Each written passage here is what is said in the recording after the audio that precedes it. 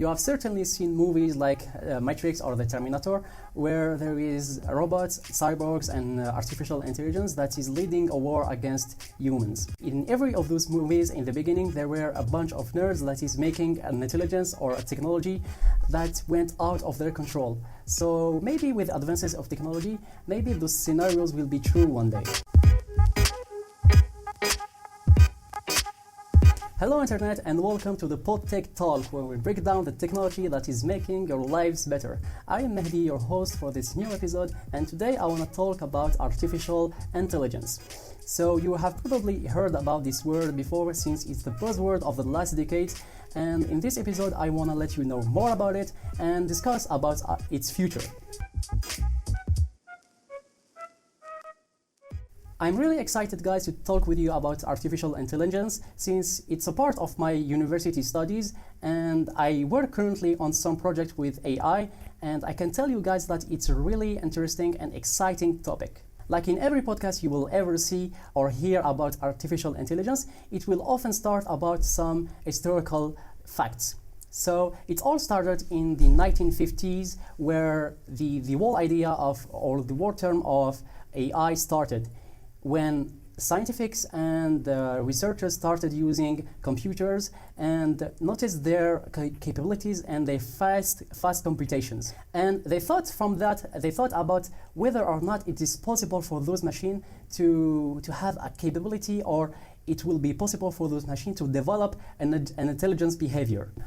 What it is meant by that is that it's all about all cognitive functions like learning, decision making, and problem solving, etc. And the researchers were really optimistic about artificial intelligence, and however, unfortunately, they had not such good results at the beginning, and they had not such great funds for their research. So from there started what we call now as the AI winter, where there were no research and no project with artificial intelligence, until the 1980s, where there were this new paradigm or this new way of making artificial intelligence called machine learning. So here comes another buzzword that you have certainly heard about, that is machine learning. So machine learning basically is just a certain way or a subset of artificial intelligence. Is just a way of making an artificial intelligence. And the way that the researchers or the literature defines machine learning is just saying that it's a new way of programming machines. And let me explain that to you. So you have a classical programming paradigm. For example, you have a set of input data and a set of rules to apply on those data. And what your program is supposed to do is just to apply those rules on your input data to output the answers. However, for machine learning problems or for machine learning algorithms, you have the input data and also the answers to those data, and your program is supposed to draw a pattern between the input data and the output data, which means the answers, to output the rules. I know that it sounds a bit unclear for now, but let me just give you a quick example so you can better understand it. So let's say, for example, that you are passionate of gardenery and you love plants and you love vegetables, and you were walking around one day and you've seen that plant that you could not figure out which type it is. So basically how you would interact with this is you would compare these plants, compare with its shape or its color or its width or height with all the plants that you already know, to figure out which type of plants it is. The same thing happens with machine learning actually. It will take these features of the plants that you know, that is the color, the shape, for example, and width and height, and it will compare it to all the data that it has and all the types that it has to predict what type of plant it is. So from this example, you can understand that the main drawback from using machine learning is that it expects from a human to give it its features. So it's hugely dependent from the human intervention. So for example, in our plant example, you have to give your machine learning algorithm some features that could make the difference between two things or two plants. So for example, if I choose the wrong features, for example, I would take the shape, the height and width, and didn't take the color in consideration, my machine learning algorithm wouldn't be so accurate or wouldn't be perfect. And that's where the deep learning comes in. So deep learning is just a subset of machine learning, is just a way of making machine learning that was inspired from our brain, from our own brain. It uses actually artificial neural networks to learn from data. So I won't go into details of deep learning, but I will just give you an example, a quick example from where you can learn the difference between machine learning and deep learning. So let's take another example. Let's forget about plants and just think about another example where we have a problem of classifying vehicles. So let's say that we have tons and tons of vehicles that could be cars, buses, planes, or motorcycles, and we would tell to our program to make the difference between those types of vehicles.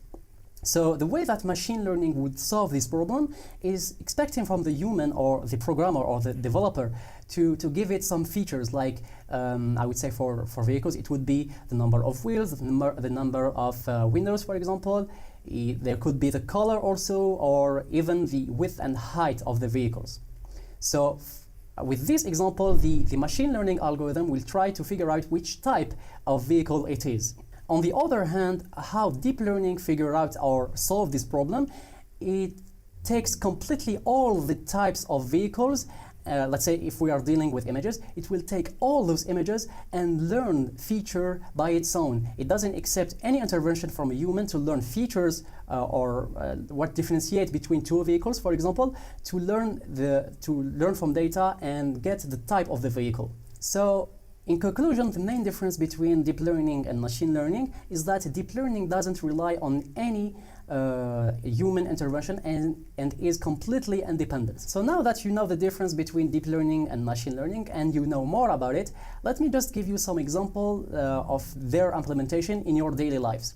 So for example, in your social media feed, when you are using, for example, YouTube, for example, and you are seeing a YouTube video about technology or cooking, for example, and once you clicked on this video, what will your YouTube algorithm do is that it will take that into consideration and it will show you more and more this kind of videos or this type of videos. I will give you another example in business. It is used to do stocks prediction or to regroup some of the clients. So for example, if you have Oridu or GZ or something, they use those kind of algorithms to regroup some clients. So for example, this client would be interested for this service or this offer and this kind of services. So it's also used in the medical area where it's used for example, tumor predictions and other diseases predictions. And there are certainly ones of you guys that think that machine learning or AI in general cannot be creative.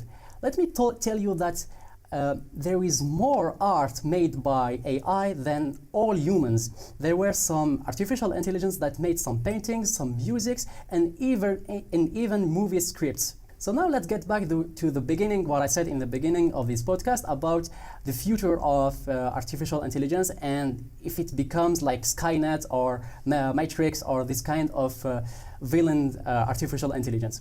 So I don't know if you have ever seen the podcast with Joe Rogan with Elon Musk. They discussed this topic and they discussed about artificial intelligence. And Elon Musk said that for now the artificial intelligence is in control of the humans.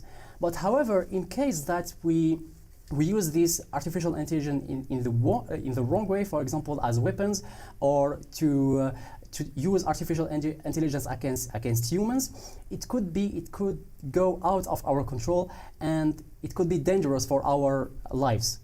So I'm curious, guys, to know more about your thoughts about artificial intelligence, what you think about its future, what will bring us as innovations or inventions about artificial intelligence. So let me know, guys, in the comments what you think about it. Thank you, guys, for watching this podcast. I hope you enjoyed it and learned some new informations.